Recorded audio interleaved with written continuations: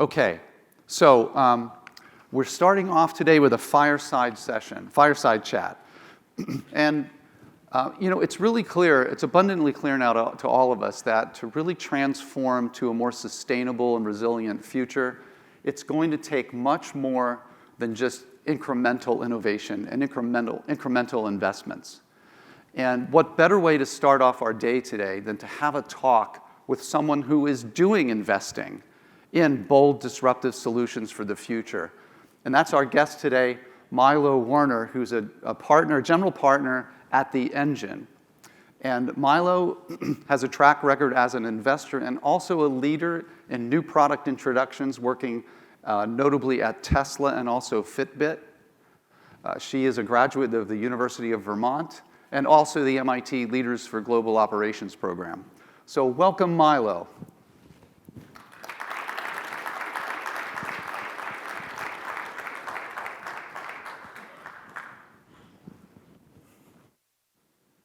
So much for having me here today. It's such a treat. It's great to be here. Great to have you here. So, Milo, I know some people may have heard about The Engine, and some people may have some familiarity with it. But The Engine is both a venture fund and an incubator focused on tough tech. Can you describe to us a little more about what that is and what that means? Yeah.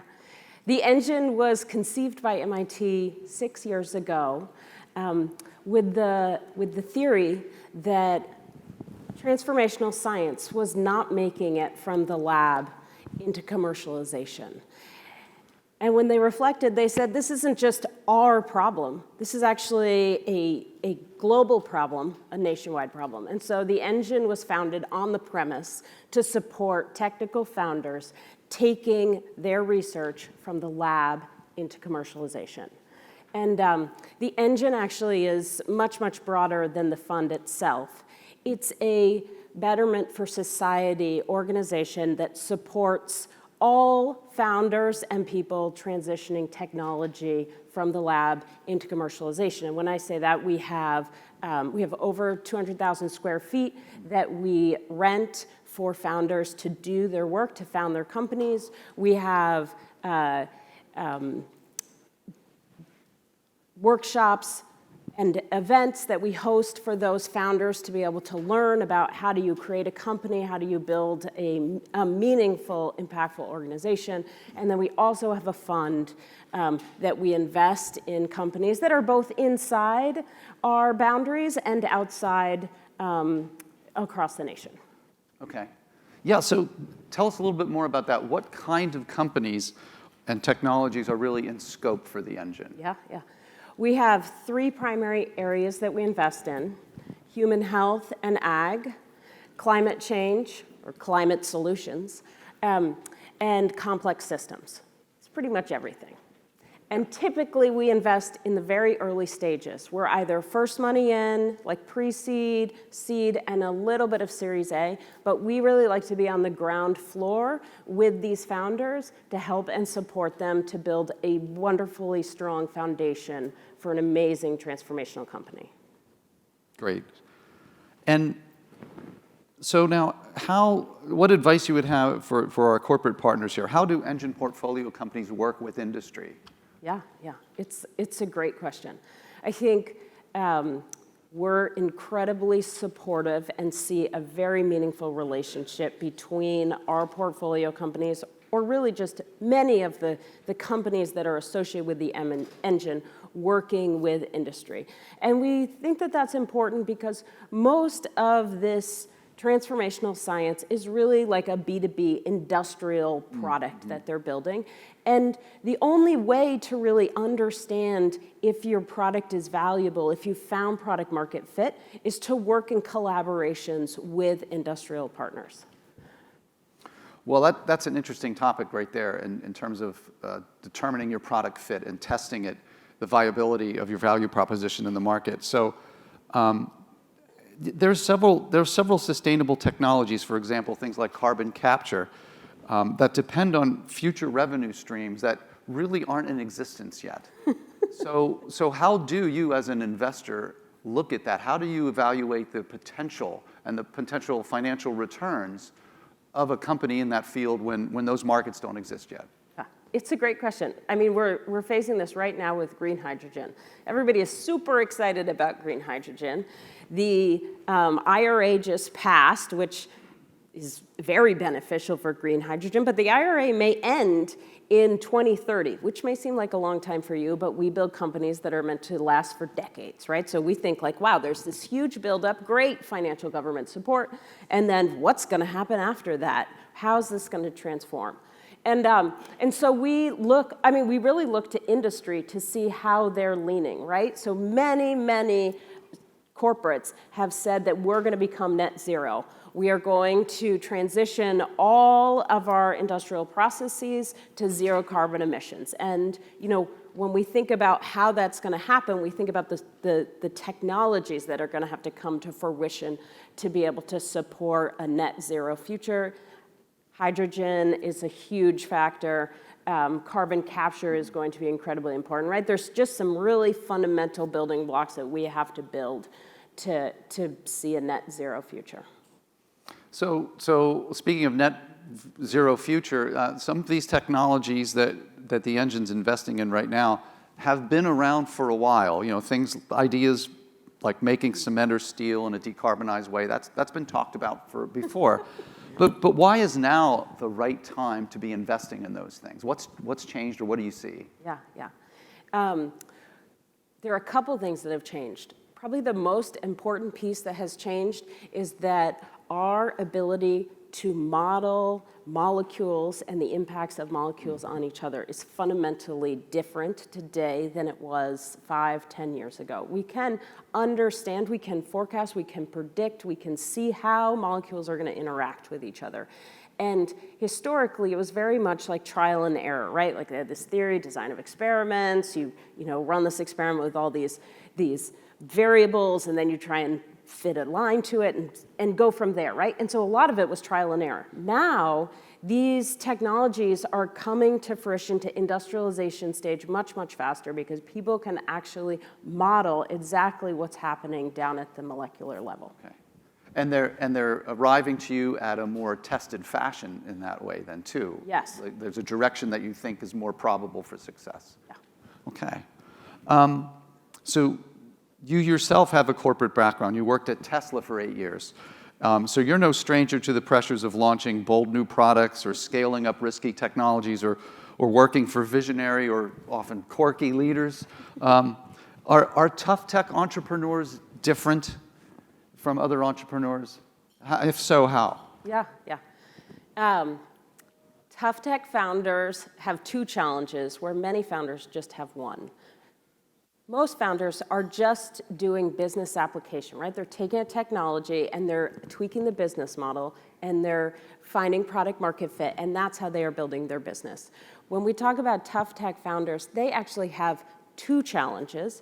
Not only do they have to validate, develop, prove out their technology, but they also have to then go on to build a business around it, right? So they're facing two challenges at the same time. So it's much more complicated when you go in to talk to a potential partner and they say, wow, I like your idea, but does your thing work? And you have to respond, well, you have to give me some money and we're going to do a partnership, and in 9 months I'll tell you if it works, right? So it's much more complicated. Yeah, it certainly sounds like it. So in that, right, so when you're considering these new investments and you have people coming before you pitching, what kinds of things are you looking for in the people and then also in the technologies? Yeah. I mean, we love to invest in technical founders. So it's pretty common that we look for founders that actually develop the technology that they're building the business around. It's not always the case, but it's pretty common. And we find those founders, because of their deep understanding of the technology, are just able to communicate the meaning and the impact behind that technology much more effectively. And so we look at the founder, we look at the team. We love strong teams. I think most venture capitalists will say, like, it's really about the team. And so we look for very, very strong team. And then on the technology side, we look for transformational technology. We're not looking for like incremental improvement. We're looking for complete new platforms that would change the way we operate in 10 or 20 years. Right, that's a long time. It is a long time. A longer perspective than most other venture firms. Yes, yes. We're very, very unique in the market. There's probably only a handful of other funds in the country that invest in the types of technologies that we invest in. So you mentioned the Inflation Reduction Act, the IRA, that does a lot of investment, a lot of spurring investment into green technologies and sustainable fields. So government policy can have an effect to really change the trends. For you, though, at the Engine, how do you exercise discipline to stay focused on your long-term mission in tough tech when we've seen through changing administrations, there's changes in policies or changes in emphasis, there's even changes in societal support for things. So how do you stay focused on where you want to go? Yeah. That's a great question. I actually was reading that question this morning on the way to work and thinking, what is the answer to that question? I think one of the ways that we stay focused is that concept of transformation, right? Like, we like to spend our times in places that are going to be really impactful. Not only is it going to change the way we live our lives, it's going to change the way our children live their lives. It's going to change the way we do business. It's going to change the way the climate evolves, right? So we're looking for like fundamentally huge steps in the way we operate as a society. So we've made investments in really big bets very early on. Many of them have paid off, right? So we invested in Commonwealth Fusion. 6 years ago, if someone told you they were investing in Commonwealth Fusion, they might have rolled their eyes and said, right, that's not going to work. But this team is amazing. They've raised, over $1 billion. They're just fantastic. They have validated their technology with just immense capability. And so we're incredibly proud of that. And we have, just from Fund 1, there's just an amazing list of companies where we've taken that leap on founders that are really thinking big. Some people call it a BHAG. Who's heard of a BHAG? Oh my gosh, it's a dead word. BHAG. Big, audacious, hairy goal. Anyway, so we look for founders that are they're not just making one step, they're not just making some little thing that's new, right? They say I want to remake this industry. I want to change the way we generate power. Right. Great vision. Great vision. So beyond what the Engine's providing in tough tech patient capital, I've heard you call it, right? Yeah. Beyond providing patient capital, what else is vital for accelerating these tough tech startups towards the commercialization path? Yeah. Well, besides, the commitment from our side, we build a network around our companies. Part of when I was saying that the Engine is not just a fund, it's a community. Mm-hmm. It's a community of people that are committed to uplifting these companies, these founders, saying, you can do it, you can make it. This is how I did it. I was successful. Let me show you how it's done, right? So we host a big summit in the fall called the Tough Tech Summit. And to that summit, we mostly invite CEOs. We invite CEOs that have founded companies that have been inspirational, that can teach these leaders how to be the next gen leaders, right? That can help them understand how do you build an amazing company. And on the other day, we invite investors. And we invite investors not only from our stage, but from later stage funds. So not only funds like us, we write early stage checks, we're also inviting funds that are writing much later stage check, hundreds of millions of dollars. And we invite strategic partners that have actively engaged with our portfolio. Not just come to look and window shop and say wow, look at the future, that's cool. But strategics that have said, yes, we want to do a partnership. We are going to sign a deal. We are going to build a factory, and this is where we're going to make it, right? Partnerships, strategics that have really leaned in. And on the investing side, we look for investors that also have leaned in and engaged. Those who are willing to take some risk. Those who know that the path isn't straight from point A to point B, right? From concept, from the lab to IPO. It's not a straight path. Right. There are zigs and zags the whole way down. So we look for later stage investors that are willing to engage and work with our portfolio. Right, so corporates lean in is the idea here. Lean into the engine and get the most out of helping these portfolio companies scale up. Yeah, we invite you to come look and explore the engine. We've just moved into like a brand new building. It's on Main Street. It's very close by. We'd love to have you. You can come see. We have 5 floors of just amazing builder space. It's really cool. But when you come, we want you to come ready to engage, right? Don't just come and window shop. We want you to build a relationship with some of the companies that we're working with, do a partnership. And that really means you have to lean in not only with us, but probably with your colleagues, because they're going to be like, wow, fusion, that sounds crazy. And you're going to be like, no, we have to do some crazy things. We can't just make widgets forever. Like, the future is going to be big and bold, and we want to be a part of big and bold. Sounds great. The engine's been around for a while. I think 2015 is when it started. Yeah. So 7 years now, and I know you're recent to the engine, but have you seen how the acceptance of the engine has changed over the years in terms of like, oh, what's this niche thing? MIT's got a venture fund. Oh, it's probably just investing in these MIT technologies out of the lab. But now you're really setting the mark for investing in tough tech, and you're attracting other partners to come in later rounds with you. So have you really seen that the stature of the engine has grown, and other people are imitating that model and coming in with you on investments? Yeah. First, I would like to point out that while I just joined the engine, I have actually stalked them for years. When I was at Tesla, I ran new product introduction, which is the industrialization and commercialization of all products for Tesla. And it was a hell of a job. It was like 6.5 days a week. It was in the factory all the time. And my parents used to say, like, you could move to Boston, like, it's a much more balanced lifestyle, it would be great. And I used to think, what the hell would I do there? They're not doing anything there. And then one day my dad cut out this article about how MIT was thinking about founding this tough tech fund called The Engine, and he sent it to me in the mail. And then when they hired Katie Ray, my mother cut out that article and sent it to me and said, it could be a thing. You could come and do this. That was just as the engine was being conceived. So I came to the first Tough Tech Summit.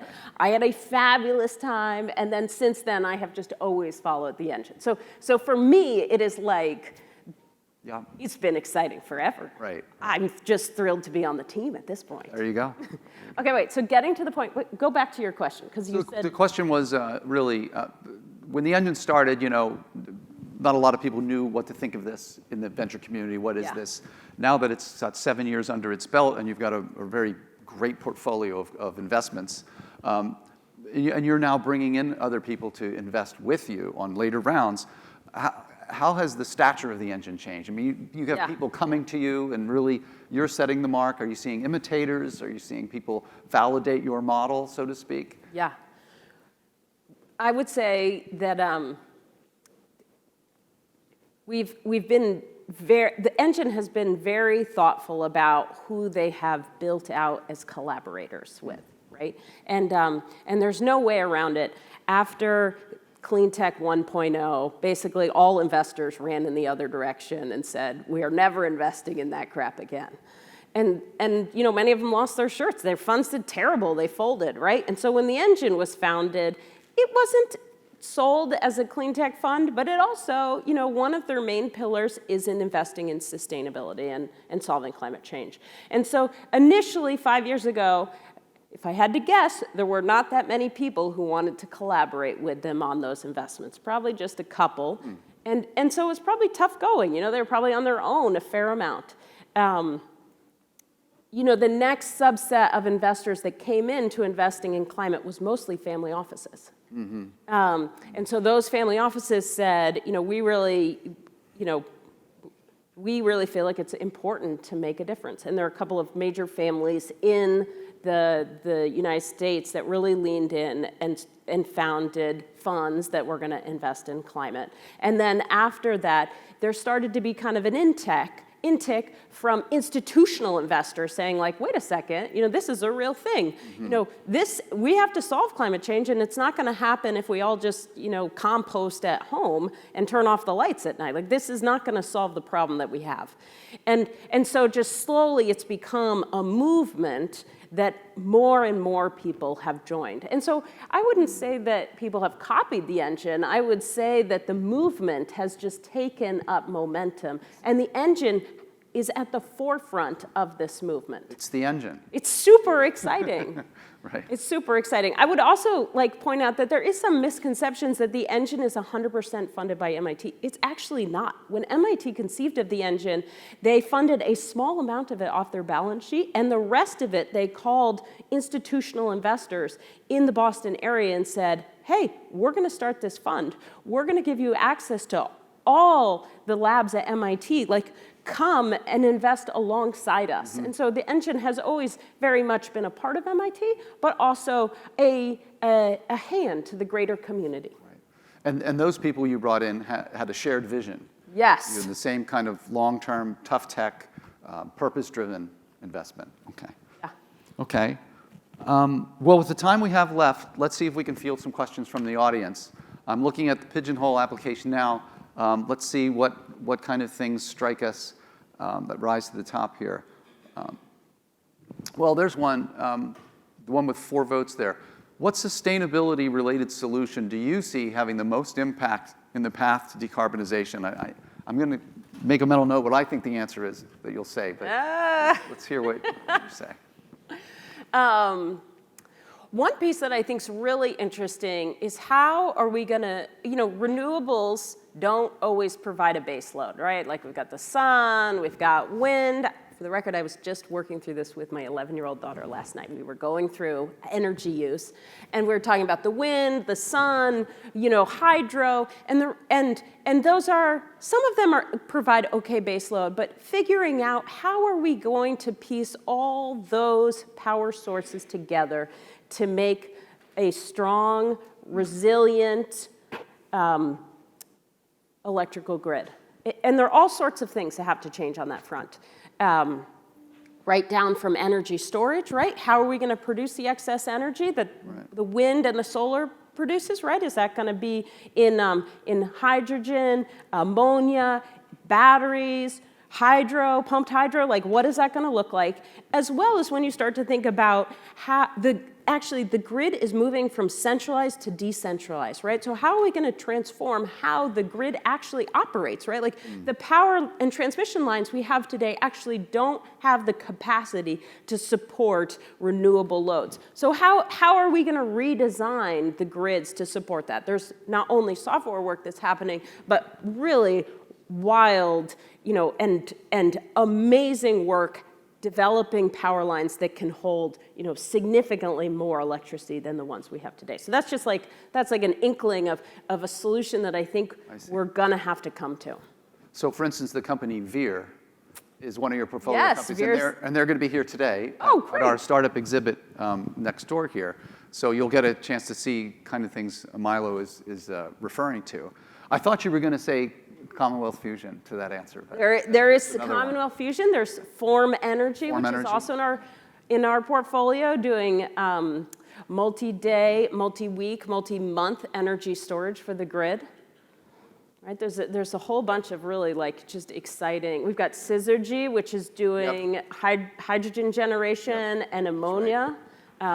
So that's pretty interesting. There's a bunch of really so we could spend all day talking about them. That's great, and we try to include a lot of these in our showcase every event we have. You had mentioned this other one's got 4 votes here. Net zero manufacturing. What transformational technology will you think will get us there by 2050? most companies seem to reference in their vision statements. What seems to be the leader in the technology there? Yeah. Well, there's like two huge emitters that many people are working to solve. One is concrete and one is steel, right? So if together they produce like 10% of all emissions emitted globally. They're huge emitters. And so if we could find a way to reduce cement emissions or eliminate cement emissions and steel emissions, that really would be very transformational, right? And when we think about that work, we have an investment in Boston Metal. Boston Metal is using a very advanced anode to make steel, which we're incredibly excited about. And then when we think about cement, we're invested in a company called Sublime, founded by Yet-Ming Chang, who is like just a legendary founder. Sublime is looking at using hydrolysis to build cement. Yep. Yeah, so I'd say those are kind of like two key things in the industrial sector. Absolutely, two big players there. Okay. Another one's got a lot of votes here. Carbon capture and storage, CCS. Do you really feel that effective carbon capture and storage is attainable within the next 10 to 15 years? In the absence of CCS, what are the other approaches to, I think that was probably carbon emissions or mitigating greenhouse gas emissions? Yeah, I mean, this has even been a debate within the climate community, right? We have even debated amongst ourselves, do we need carbon capture? Is it feasible? Can we do it at a scale that's meaningful? And I think just fundamentally, because we did not reduce our carbon emissions, 5 to 10 years ago in the original plan that we had laid out for the United States, at this point it is like inevitable. We are going to have to do it. It's not an if, it is really just a when. And so there was a time when we could debate, do we need it? And we're past that time. The time now is, yes, let's find the best way to get this done. So it sounds like we need to be doing things on all fronts, not necessarily in all of the above, but many sectors we need their own solution. Yeah. Okay. Let's see some other ones here. I see one here. Please give an example of complex systems. Yeah. I could do that one because I think it is very an ambiguous term. What does that mean? And we think about that. We think about systems that interact with each other. So we have an investment in an autonomous vehicle company that uses a whole new strategy for planning, which we're really excited about. It's called IC. We also recently made an investment in a quantum compute company called Atlantic Quantum out of MIT. It's taking a new strategy for thinking through quality of how you move bits around. How do you keep the quality of those bits high and reliable? So when we think about complex systems, we think about like advanced systems that have many nodes that interact. And I think there's more of those coming, like you said, the grid is certainly another one of those. That is the ultimate complex system. Right. Okay, I think we have time for one more. Let's see what jumps out at you as a really great question.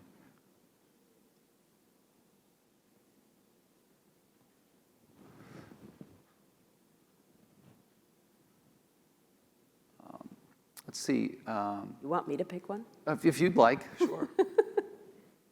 Okay, let's see. Some of these are kind of detailed.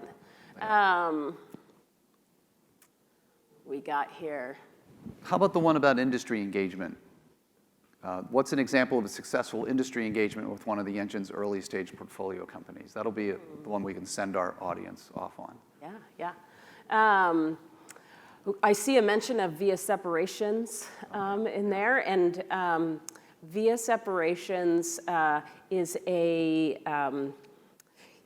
technology that separates very small particles out of water, and Shreya describes it as an advanced sieve. And they had many thoughts on how they were going to take this technology. They looked at going into the dairy sector, right, doing milk separations. They looked at going into food, thinking about condensing apple juice or tomatoes or doing other things in that sector. And then they thought about the industrial sector, and they thought about, well, what if we looked at what is called black liquor, and it comes out of the pulp industry. So as you move a tree through the pulping process, at the end comes this black water that is basically useless. And what do you do with it? You don't want to dump it into the local river. Historically, what they've done is just condensed it with natural gas burners and then just burned the black gook, and that helps run the power plant. And so the solution that Shreya developed with the paper and pulp industry was to put these filters in line to help condense this black liquor faster without using natural gas, right? It just uses electricity to pump the water through her filtration systems and condenses it faster. It still does, at the end, have a little natural gas that evaporates the last bit of water, and then they burn that black gook and generate power for the paper plant. Great example of the need to really be engaging with industry to get the details right on the application space and the market direction. Yeah, it is super interesting how there's, many of these technologies are platform technologies. The founders look out over across of a lot of different options of directions that they could go, and the value in finding those strategic partnerships is helping them understand who would value this technology the most. Right. Okay. Wait. So as we end, I'm going to extend my invitation to come visit the engine again. But like I said, no window shopping. You have to come with an idea, a vision, something that you're ready to execute on. There you go. That's your challenge. Okay, Milo, thank you so much. Thank you.